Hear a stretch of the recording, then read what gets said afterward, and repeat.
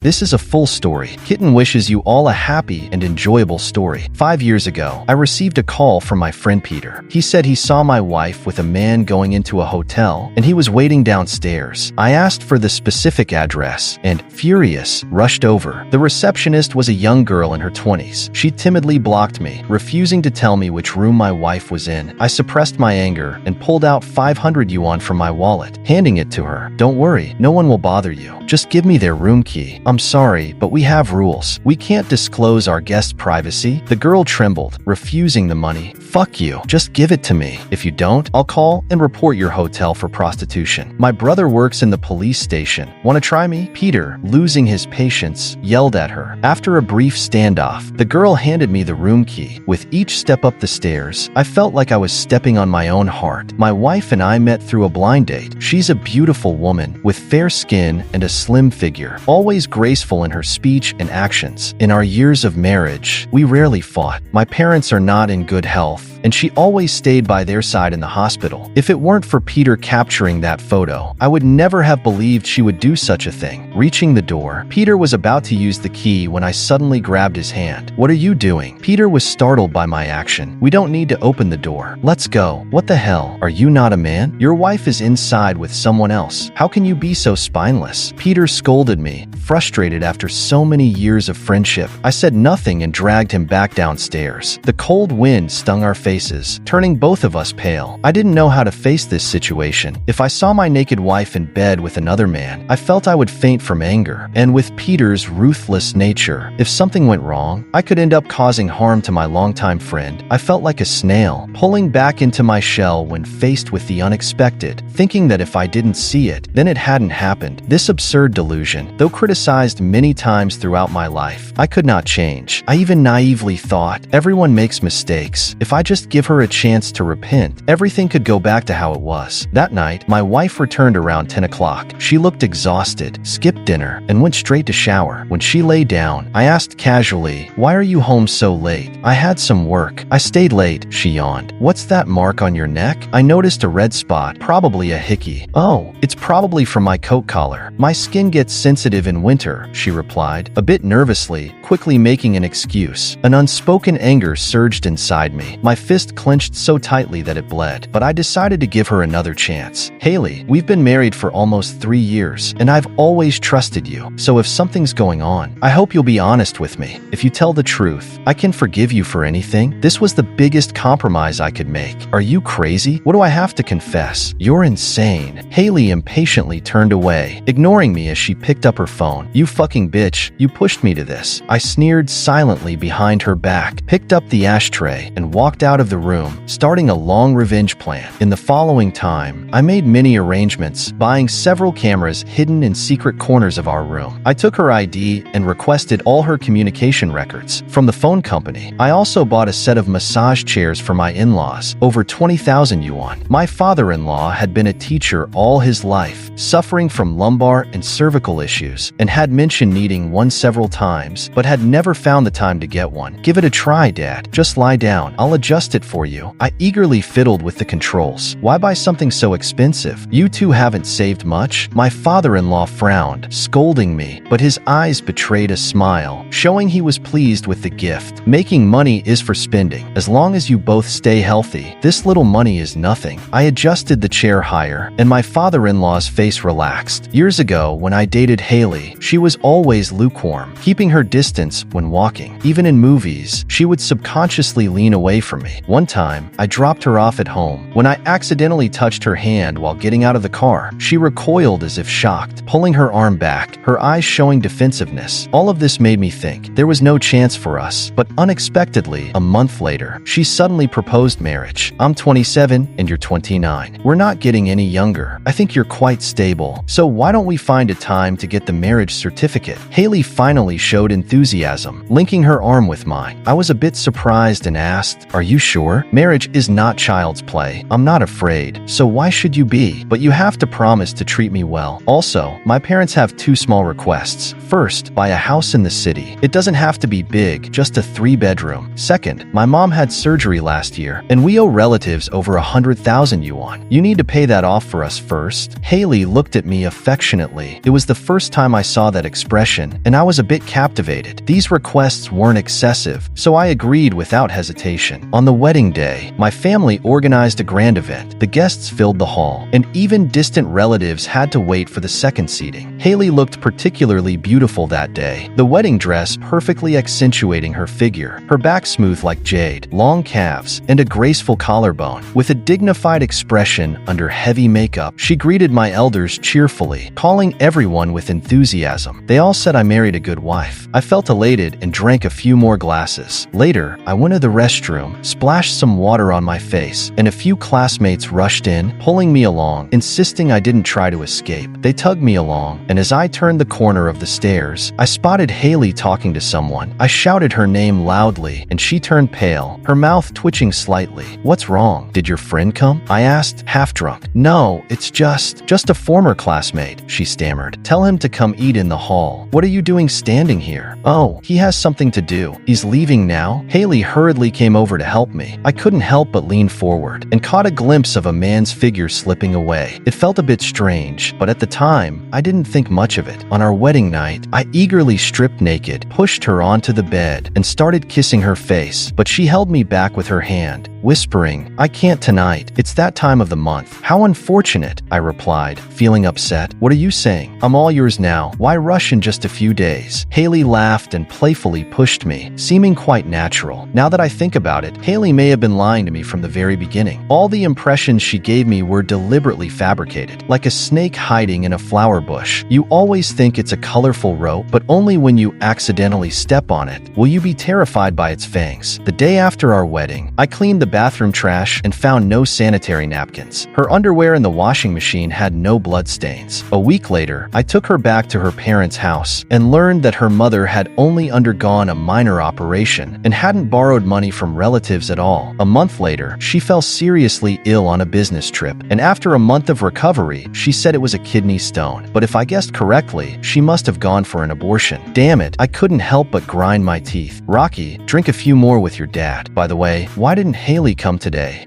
Haley's mother placed the last dish on the table, wiping her hands as she asked. "Oh, she had work at the company today. She said she'll come back next week to see you," I replied with a smile. At that moment, my phone vibrated. When I unlocked the screen, I saw Haley walking into my house with a man. She cautiously glanced at the hallway, then locked the door tightly, hugging that man. When I got home at night, Haley was taking a shower in the bathroom. Though she had cleaned herself, I could still smell an odor, like the scent left after animals mate. Holding back my nausea, I took the memory card from the camera and discreetly put it in my pocket. "Why are you back so late?" Haley stood at the door, drying her hair with a towel, the wet drops trickling down her shoulders, her posture quite seductive. "The massage chair was imported. It took your dad a long time to learn how to use it," I said with a smile. "Did they like it?" "Your dad said it was pretty comfortable. Do you want to wash up and go to bed early?" Haley playfully blinked, sending a signal that she wanted intimacy. She had just brought a wild man home in the afternoon, and now she wanted to be intimate with me? My stomach churned, and I almost felt like throwing up. "Not tonight, dear. I still have a PPT to finish for tomorrow's meeting." I feigned an apologetic expression. "Humph." Haley turned and went back to the bathroom, her tone teasing and feigning anger. She knew I usually couldn't resist this, but today she would probably be disappointed. If my eating bowl was stained with feces, I'd rather starve than use it again. I coaxed her for a while, then locked the door to the study, immediately transferring the contents of the memory card to my computer. I lit a cigarette, coldly watching the footage. In the years of our marriage, whenever we were intimate, Haley always appeared to be going through the motions. Sometimes, when I wanted to try something more exciting, she would flatly refuse, calling me a pervert, and every time after we were done, she would immediately push me away to shower. I had always thought she was a clean woman, uncomfortable with anything too risque. Now it seemed I had been foolishly naive. In the video, Haley did everything I thought she wouldn't do, especially after it was over, the seductive look on her face. My heart turned cold. I felt the air in the room suffocating, and I coughed a few times, lighting another cigarette. In this smoke-filled confined space, I was writing an epitaph for my marriage. A week later, I found the perfect opportunity. When Haley brought that man home again, I called the police, saying there was a thief in my house, hoping they would respond quickly. After hanging up, I rushed back to the neighborhood, and neighbors gathered at my door after hearing the commotion. The police stood behind me, telling me not to be nervous, to open the door and step back. My heart began to race as I wiped the sweat off my my forehead, quickly opening the front door. 3 police officers rushed in, shouting, "Don't move. Get against the wall." Minutes later, Haley and a shirtless man were brought out, both disheveled. The air was silent. Everyone looked at me with strange eyes, some with sarcasm, some with sympathy, and some expecting me to cause a scene. This was the performance I had long planned. I absolutely could not flinch. Taking a deep breath, I rushed forward to hit the man, but a tall police officer pulled me back, comforting me. "Don't be impulsive. Hitting someone is against the law. We can discuss it back at the station." I struggled and shook him off, pointing at Haley, whose face was pale and head down, screaming, "Why did you do this? What did I do wrong? I spend every penny on you. Whenever you want something, I try my best to fulfill it. I wouldn't even spare a good cigarette. Your parents wanted a massage chair, so I drove for 2 months of ride-hailing, nearly getting into an accident. What have I done to deserve this? How could you cheat on me with another man? Why did you do this?" Even the best director would have nothing to say about my performance at this moment. My eyes reddened, voice hoarse, anger and grief on my face. Yet I couldn't bring myself to touch my wife. In everyone's eyes, I was a kind-hearted victim, an egg colliding with a stone. As long as I wasn't splattered with blood, everyone was willing to stand by the egg. This woman is unbelievable. Does she have no conscience? I've always said beautiful women can't be trusted. This man is blind. If he had found a virtuous one, he wouldn't be in this situation. What kind of nonsense logic is that? Clearly, it's this woman's fault. Why put the blame on the man? If it were up to me, these 2 adulterers should be jailed. Yeah, doing this in broad daylight in their own home. They're nothing but beasts. The onlookers whispered among themselves, and even the police looked at Haley with contempt. Haley kept her head down, trembling. I couldn't tell if it was from fear or shame. I glanced at the man squatting by the wall. He looked around 30, average-looking, and overweight, his belly resembling a life preserver. I felt disgusted that Haley had betrayed me for such a man. After a simple statement at the station, the police asked whether it was public or private. I made just one request. I wanted to see the man's family, his parents, wife, or children. I wanted him to stop bothering Haley. After half an hour, the man's wife rushed over angrily, and as she entered, she slapped him across the face. She was clearly fierce, with a sturdy build and a rough voice, but adorned with gold and silver, indicating a good family background. I spoke with her for 10 minutes, expressing our mutual disdain for the cheater, and exchanged contact information.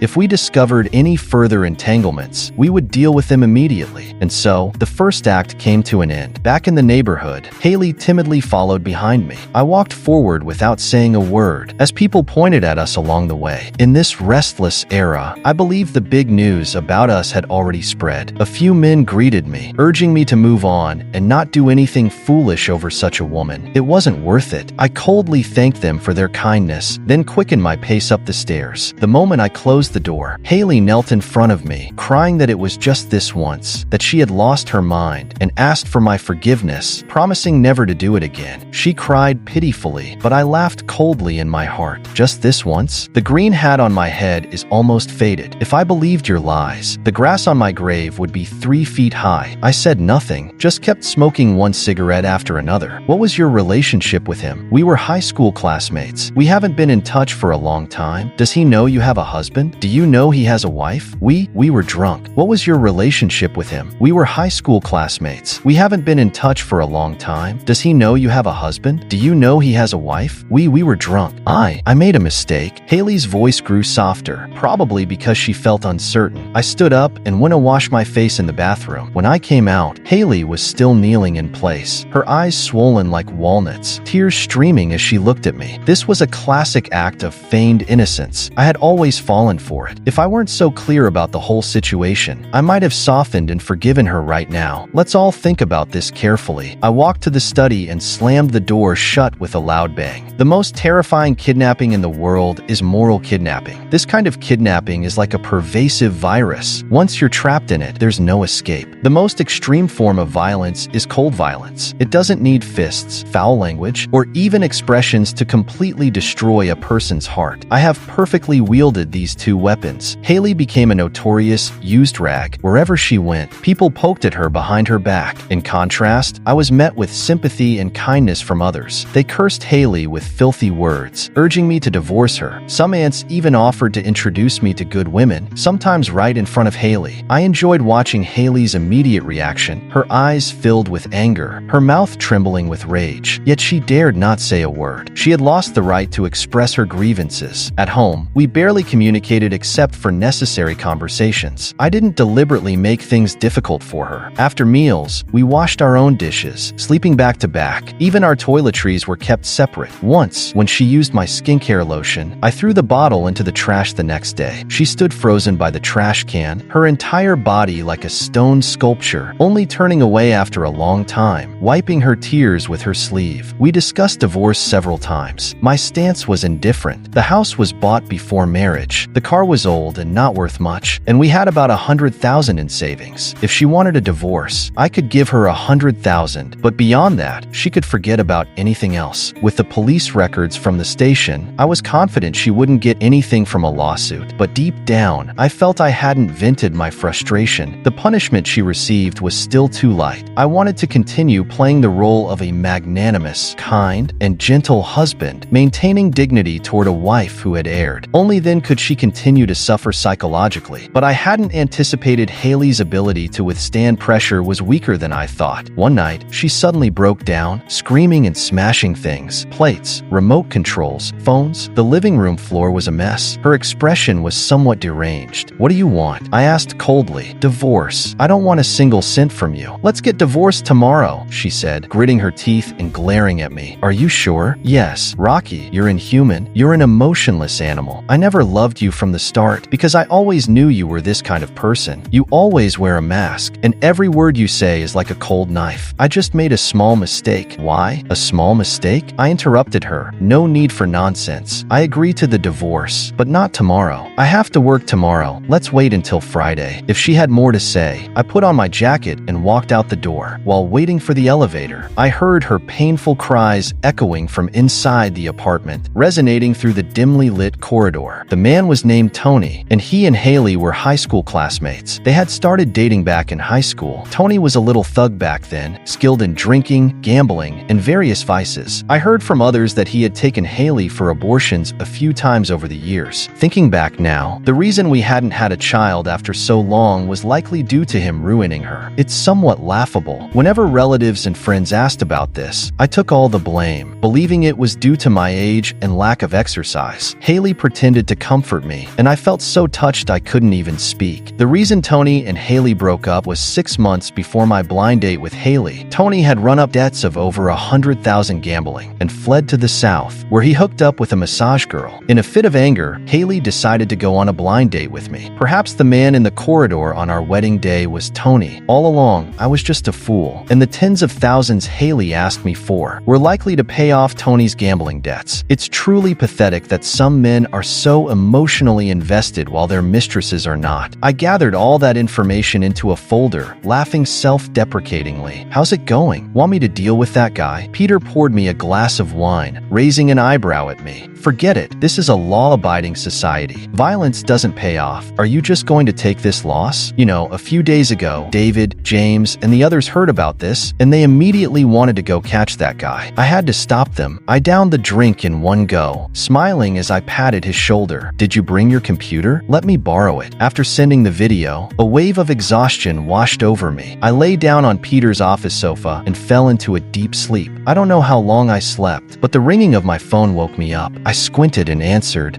Haley's father's low voice came through. "Rocky, come back home. Something happened." I found it amusing, but still pretended to be clueless. "What happened, Dad? Just tell me." There was silence on the other end for a few seconds, and Haley's father sighed, saying, "It's too complicated to explain over the phone. Just come back. We're all waiting for you at home." I slowly made my way downstairs for breakfast, glancing at the weather. The sun was warm, and there wasn't a cloud in the sky. I whistled while buying a newspaper, then hailed a taxi. When I arrived downstairs at my father-in-law's building, I composed myself, wiped the sweat off my forehead before knocking on the door, looking anxious and hurried. Haley's father glanced at me, and I sensed his guilt and self-blame. He grabbed my arm and said, "Sit down, let's talk." I wiped wiped the sweat from my face. "You scared me. What happened?" "I was worried about your health." No sooner had I spoken than my mother-in-law sobbed from the sofa. What an interesting scene. Haley's relatives were all inside the room, each staring at me, probably shocked by the sight of Haley with her lover in bed. Haley's father shakily handed me his phone. Sighing deeply, I pretended it was my first time seeing it, holding my breath to make my face flush, my eyes bloodshot. It was time for the golden performance. How could I waste it? Bang! The phone crashed to the floor, the screen cracking open, and I remained sitting there, my neck muscles straining with tension. Should I howl and cry? Should I break a few things to vent? Or should I slap myself a few times to express how close I was to losing my mind? Just as I was pondering what to do, the door flew open, and Haley's gaunt figure appeared in the doorway. Everyone turned their faces, their gazes piercing her pale face like daggers. The next moment, my father-in-law lunged forward, grabbing Haley by the hair, accompanied by a piercing scream. Haley dropped to her knees. Having been a teacher all his life, my father-in-law had never felt so humiliated. With trembling hands, he slapped Haley twice. Haley had no idea what was happening. Cowering into a ball, my father-in-law hoarsely shouted, "Our family is disgraced. What a shame." His body shook to an exaggerated degree. The pleasure swelling in my chest grew stronger. I had to use all my strength to stop myself from laughing. Haley looked up at me for a moment, but I maintained my dazed demeanor. My father-in-law wanted to continue hitting her, but then he collapsed, hitting his head and bleeding on the floor, leaving a bizarre red stain on the floor. My father-in-law had a stroke. I rushed around to pay the bills and get the receipts, asking friends to find acquaintances in the hospital, trying to get my father-in-law a private room. My mother-in-law and those relatives were completely on my side. My persona as the filial son-in-law had taken root. With a positive role, of course, there was a negative role. When I went to the bathroom and turned the corner to smoke, I overheard my mother-in-law angrily scolding Haley. "A good family like this. What's wrong with your head? Rocky is steady and hardworking. How could you do this? How are your dad and I supposed to face him?" I peered sideways and saw my mother-in-law poking Haley's forehead. Haley swayed like a weeble, left and right. After my mother-in-law finished scolding and walked into the ward, Haley's phone rang. She answered, stuttering, "Director Bame,